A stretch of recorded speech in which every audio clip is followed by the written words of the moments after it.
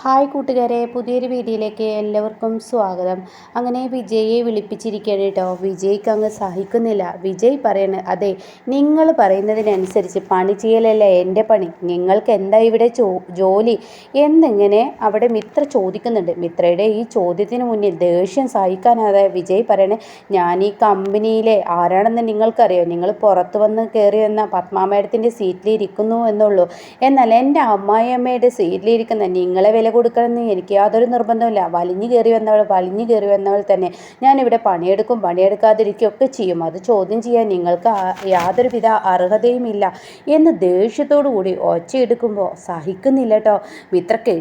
താൻ എന്താടോ താനൊന്നും ചെയ്യില്ല, തനിക്ക് ഉറപ്പില്ലാത്ത കസാരയാണ്, താനൊന്ന് വെറുതെ അങ്ങ് ഉറപ്പിച്ചിരുന്നേക്ക്, അത്ര വലിയ ഉറപ്പൊന്നും തനിക്കിതിൽ കിട്ടത്തില്ല, കുറച്ച് ദിവസങ്ങളെ ഉണ്ടാവുള്ളൂ, അതോടുകൂടി താനങ്ങ് പോകും എന്നും പറഞ്ഞിട്ട് അവിടെ നിന്നും വിജയ് പുറത്തിറങ്ങി. ഈശ്വര, ഞാനൊരു ആൺകുട്ടിയായോ, ഇനി എനിക്ക് ആൺകുട്ടിയാവാൻ കഴിഞ്ഞോ എന്നൊക്കെ പറഞ്ഞിട്ട് തൻ്റെ മുഖത്തടിക്കുന്നുണ്ട് കേട്ടോ.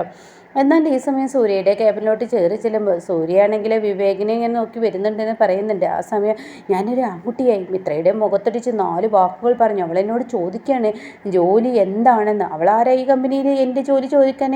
എനിക്ക് ഈ പറയുന്ന അച്ഛൻ ചോദിച്ചാൽ, അമ്മ ചോദിച്ചാൽ, സൂര്യ ചോദിച്ചാലൊക്കെ ഞാൻ കേൾക്കും, ഞാൻ അനുസരിക്കും. എന്നാൽ അവൾ എവിടുന്നോ കയറി വന്നാൽ അവളെ ഭരിക്കേണ്ട ആവശ്യമൊന്നുമില്ല. എന്താ സൂര്യ, ഞാൻ പറഞ്ഞത് തെറ്റില്ലേ? അളിയൻ ഉണ്ടാവുമെന്ന പ്രതീക്ഷയിലാണ് ഞാനിതൊക്കെ ചെയ്യുന്നത്. അളിയൻ എൻ്റെ കൂടെ ഉണ്ടാവില്ലേ? അളിയൻ എനിക്കൊപ്പം നിൽക്കില്ലേ? തീർച്ചയായും അവളെ പുറത്തേക്കാൻ ഞാൻ നിന്നിരിക്കും എന്നും പറയാനായിട്ടോ. അപ്പോഴേക്കും നന്ദിനി പറയാനും, ഇനി ഇവിടെ എന്തൊക്കെയാണ് നടക്കാൻ പോകുന്നത് പറയാൻ പറ്റത്തില്ല. എന്തായാലും ഞാനൊരു വഴക്ക് ഇവിടെ കാണുന്നുണ്ട് എന്ന് പറഞ്ഞ ഉടൻ തന്നെ നന്ദിനിയോട്, നീ ഒന്നും ഉണ്ടായിരുന്ന നന്ദിനി എന്ന് വിജയ് പറയുന്നുണ്ട് കേട്ടോ. എന്നാൽ ഈ സമയം മിത്രക്ക് ദേഷ്യം സഹിക്കുന്നില്ല, കരച്ചിലൊക്കെ വരികയാണ്. മിത്ര പുറത്തോട്ട് വരുമ്പോൾ അജയൻ ആ വഴി പോകുന്നു. അജയൻ ഡോ എന്ന് പറഞ്ഞ് വിളിക്കും. അജയൻ വിളി കേൾക്കുന്നില്ല. എന്താടോ തനിക്ക് ചെവി കേൾക്കുന്നില്ലേ? വീണ്ടും വിളിക്കും, വിളി കേൾക്കുന്നില്ല. അങ്ങനെ ദേഷ്യഭാവത്തോടു കൂടി അജയൻ്റെ നേർക്കങ്ങ് എടുക്കണം കേട്ടോ. ഇതോടുകൂടി അജയനെ എന്താടോ താൻ വിളിച്ചിട്ട് വിളിയേക്കാത്ത എന്ന് പറയുമ്പോൾ ഒരു സ്റ്റാഫ് പറഞ്ഞിട്ടാണ് അജയനെ ഇങ്ങനെ ആംഗ്യ ഭാഷ കാണിച്ചു കൊടുത്തിട്ടാണ് അജയൻ തിരിഞ്ഞു നോക്കുന്നത്.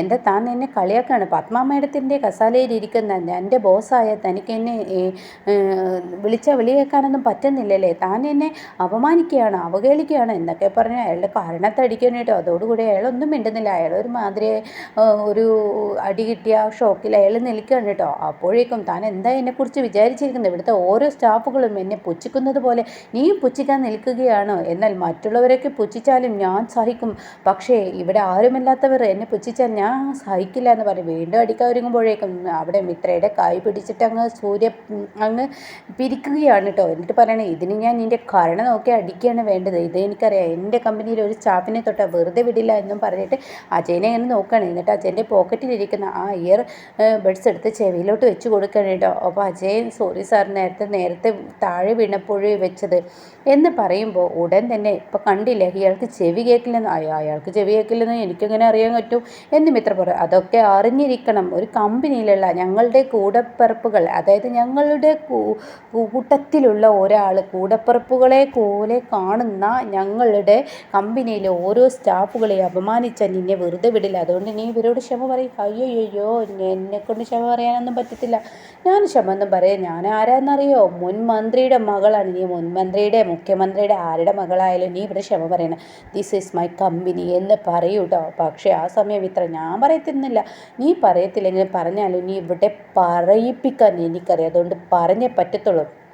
അത് കേൾക്കുന്നതിനോടുകൂടി ഹോ ഇവൻ്റെ മുന്നിൽ ഞാൻ സോറി പറഞ്ഞാലേ എൻ്റെ അച്ഛൻ്റെ കൂട്ടാളികളെല്ലാം ഇവിടെ വന്നങ്ങ് ഇടിച്ച് നിരപ്പാക്കും. ഇത് എൻ്റെ കമ്പനിയാണെന്ന് ഞാൻ പറഞ്ഞില്ലേ, നീ ഇവിടെ കമ്പനിയിൽ സോറി പറയണം. അപ്പോൾ മിത്ര പറയണേ, ഞാൻ സോറി പറഞ്ഞില്ലെന്ന് കരുതി ഈ സ്റ്റാഫ് പണിയെടുക്കില്ല എന്നുള്ളൂ. ഇനിയിപ്പോൾ വേറെ സ്റ്റാഫുകൾക്ക് പണിയെടുക്കണമെങ്കിൽ പണിയെടുക്കേണ്ട പോയിക്കോളൂ, ഇവിടെ നിൽക്കണം, നിങ്ങളെല്ലാവരും ഇറങ്ങിപ്പോയിക്കോളൂ, യാതൊരു വിഷയമില്ല എന്ന് പറഞ്ഞ് മിത്ര എൻ്റെ ക്യാബിനിലോട്ട് അങ്ങ് പോകണം കേട്ടോ. എന്നാൽ സൂര്യയാണെങ്കിലോ തൻ്റെ സ്റ്റാഫുകളോട് പറയണം, നമ്മളോട് കളിച്ച കളിക്ക് ഇവരെ ആരെയും വെറുതെ വിടരുത്, ഇവർ നമ്മളോട് എന്ത് കളിയാണ് കളിച്ചതെന്ന് ഇപ്പോൾ കണ്ടില്ല, അതുകൊണ്ട് തന്നെ നമ്മുടെ കൂടപ്പിറപ്പിന് ഒരാളെയാണ് തൊട്ടിരിക്കുന്നത്, അപ്പോൾ അതുകൊണ്ട് തന്നെ അവർക്ക് തിരിച്ചടി കൊടുക്കണ്ടേ, തീർച്ചയായും വേണമെന്ന് സ്റ്റാഫുകൾ പറയണം. അപ്പോഴേക്കും വിവേക് മിത്രയുടെ ഓഫീസ് പോയി പൂട്ടാണ് കേട്ടോ.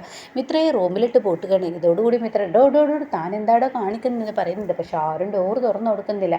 എന്നാൽ ആനന്ദാണെങ്കിലോ പത്മയ്ക്ക് വിളിക്കണം. അപ്പോഴേക്കും പത്മ ചോദിക്കാൻ, എന്താടോ ആനന്ദ്, തന്നോട് എന്താടോ ഞാൻ പറഞ്ഞത്?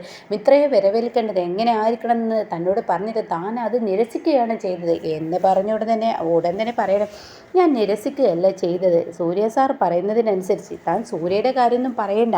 അല്ല മേഡം, ഇപ്പം ഞാൻ അതിനല്ല വിളിച്ചത്, വേറൊരു കാര്യം പറയാനാണ് വിളിച്ചത്. മിത്ര മേഡം കാരണം നമ്മുടെ കമ്പനിയുള്ള സ്റ്റാഫുകൾ ഒന്നടക്കം പണി മുടക്കിയിരിക്കുകയാണ്. മിത്ര മേഡത്തിനെ റൂമിലിട്ട് പൂട്ടിയിരിക്കുകയാണ്. എന്തൊക്കെയാണ് ഈ പറയുന്നത്? മേഡം ഒന്ന് പെട്ടെന്ന് ഇവിടെയോട്ട് എത്താൻ നോക്ക്. ശരി ശരി ശരി, ഞാൻ വെക്കട്ടെ. അപ്പോഴേക്കും യതീന്ദ്രൻ അങ്ങോട്ടേക്ക് വരികയാണ് കേട്ടോ. എന്തായി താനുണ്ടാക്കി വെച്ച ഓരോ പുലിവാലുകൾ ഇപ്പോൾ എന്തായി? നിങ്ങളുടെ മകന് ബുദ്ധിയും ബോധമൊന്നും ഇല്ലാതായിരിക്കുന്നു. നിങ്ങളുടെ മകനാണത്രേ അവിടെ സമരത്തിന് മുന്നോടിയായി നിൽക്കുന്നത്. അതിനെന്താ കാരണം എന്നും കൂടി നീ അന്വേഷിച്ചു. അപ്പോൾ അച്ഛനും മകനും എന്നെ ഇട്ട് പൂട്ടാൻ നോക്കുകയാണല്ലേ? അച്ഛനും മകനെയല്ല, ആ അജയനെ ആ മിത്രയിട്ട് അടിച്ചതിനൊന്നും വിഷയമില്ല. ഇത്രയും നാളെ നമ്മുടെ തൊഴിലാളികൾ പണിയെടുത്തത് നമുക്ക് വേണ്ടിയല്ലേ? എന്നിട്ട് അവരെ അടിക്കാൻ പാടുമോ? മിത്രക്ക് അടിക്കാനുള്ള സ്വാതന്ത്ര്യം നീ കൊടുത്തിട്ടുണ്ടോ എന്ന് യതീന്ദ്രൻ ചോദിക്കാൻ കേട്ടോ. നിന്റെ കസേര കൊടുക്കുന്ന കൂട്ടത്തിൽ കമ്പനിയിൽ ഇത്രയും വർഷം പണിയെടുത്ത സ്റ്റാഫുകളെ അടിക്കാനുള്ള സ്വാതന്ത്ര്യം മിത്രക്ക് കൊടുത്തോ എന്നൊക്കെ ചോദിക്കുമ്പോൾ ഉടൻ തന്നെ ഞാൻ അങ്ങോട്ടേക്ക് പോട്ടെ എന്ന് പറഞ്ഞിട്ട് അവിടെ നിന്നും പോവുകയാണ് കേട്ടോ. പിന്നീടാണെങ്കിലോ കാണിക്കുന്നത് സൂര്യ, നന്ദിനി, വിവേക്, മറ്റുള്ളവരും വിജയും അതിന് കൂട്ടു നിൽക്കുകയാണ്. ഞാനും വേണം, ഇവളെന്ന താടകയെ പുറത്താക്കേണ്ട എൻ്റെയും കൂടി ആവശ്യമാണല്ലോ. അതുകൊണ്ട് വിജയും പോവാണ് കേട്ടോ. അങ്ങനെ എല്ലാവരും ഒന്നടക്കം കമ്പനി ഞങ്ങളെ അടിച്ചവളെ മിത്ര എന്ന് പറയുന്നവളെ പുറത്താക്കണം എന്ന് പറഞ്ഞിട്ടുള്ള എല്ലാവരും ആർത്ത് വിളിക്കാൻ കേട്ടോ. പത്മാണ്ട് വന്നിറങ്ങുമ്പോൾ സൂര്യ കുറച്ച് ഉച്ചത്തിൽ സൂര്യ പറയാം, വിവേകെ ഒന്ന് ഉറക്കെ വിളിച്ചോ. അപ്പോൾ വിവേകും കൂടെ വിളിക്കുന്നു കേട്ടോ. മിത്രയെ പുറത്താക്കുക, കമ്പനിയിലെ സ്റ്റാഫിനെ അടിച്ച മിത്രയെ പുറത്താക്കുക എന്നൊക്കെ പറഞ്ഞ് വിളിക്കുമ്പോൾ ഉടൻ തന്നെ പത്മ അങ്ങോട്ടേക്ക് എത്തിയിട്ട്, എടാ നീ എന്താടാ കാണിക്കുന്നത്? നമ്മുടെ കമ്പനിയല്ലേ, നമ്മുടെ കമ്പനി. അതെ, നമ്മുടെ കമ്പനിയൊക്കെ തന്നെ, അത് ശരിയൊക്കെ തന്നെ. പക്ഷേ ഞാനൊരു കാര്യം പറയട്ടെ, കമ്പനിയിലെ അജയേട്ടനെ അടിച്ചത്, ഇത്രയും വർഷം അജയേട്ടൻ പണിയെടുത്തത് ഈ കമ്പനിക്ക് വേണ്ടിയാണ്. അജയേട്ടനെ പുറത്തു നിന്ന് വന്നവൾ എന്തിനടിച്ചു? അതാണ് ഇവിടുത്തെ ചോദ്യം. അത് കേട്ട ഉടൻ തന്നെ, എടാ നീ എന്താടാ ചെയ്യുന്നത്? നീ ഇവൾക്ക് വേണ്ടി ചെയ്യുകയാണ്. ഞാൻ ഇവൾക്ക് വേണ്ടിയല്ല, ഈ കമ്പനിയിൽ പണിയെടുത്ത അജയേട്ടന് വേണ്ടിയാണ് ചെയ്യുന്നത്. ഇനിയിപ്പോൾ ഇതിനെന്താ വേണ്ടത് എന്ന് പത്മ ചോദിക്കുമ്പോൾ ഉടൻ തന്നെ മിത്ര പറയാണ്, പത്മ ചോദിക്കുമ്പോൾ, അമ്മേ ഒന്നും ചെയ്യണ്ട, മിത്രയോട് ഒന്നെങ്കിൽ മാപ്പ് പറയുക, അല്ലെങ്കിൽ അവളെ ഇവിടെ നിന്നും പുറത്താക്കുക.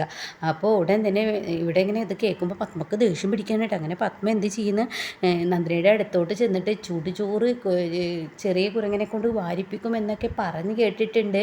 അതുപോലെയാണോ നീ ഇവിടെ ചെയ്യുന്നത് എന്നൊക്കെ പറയുമ്പോൾ, അതെ അവളെ ചോദ്യം ചെയ്യലും പറിച്ചിലൊന്നും വേണ്ട, ഇവിടെ ഇപ്പോൾ മാപ്പ് പറയുന്നുണ്ടോ ഇല്ലേ? ഇതങ്ങ് കയ്യിൽ നിന്ന് പോകുന്നതിനേക്കാൾ നല്ലത് ഇവിടെ മിത്ര മാപ്പ് പറഞ്ഞാൽ ഈ പ്രശ്നത്തിനൊരു പരിഹാരമായി എന്ന് പറയാനിട്ടോ. അപ്പോൾ മിത്രയുടെ കൊമ്പങ്ങ് സൂര്യ ഓടിച്ചു കൊടുക്കുകയാണ്. പത്മ വിചാരിച്ചതും അപ്പുറം മിത്രക്ക് തിരിച്ചടി കിട്ടാൻ പോവുകയാണ്. മിത്ര ഇനി ശരിക്കും ഇനി മിത്ര ആരാണെന്ന് തിരിച്ചറിയാൻ പോകുന്ന എപ്പിസോഡ് 2-3 എപ്പിസോഡ് കഴിഞ്ഞ് നമുക്ക് മുന്നിൽ കാണാനിരിക്കുകയാണ് കേട്ടോ.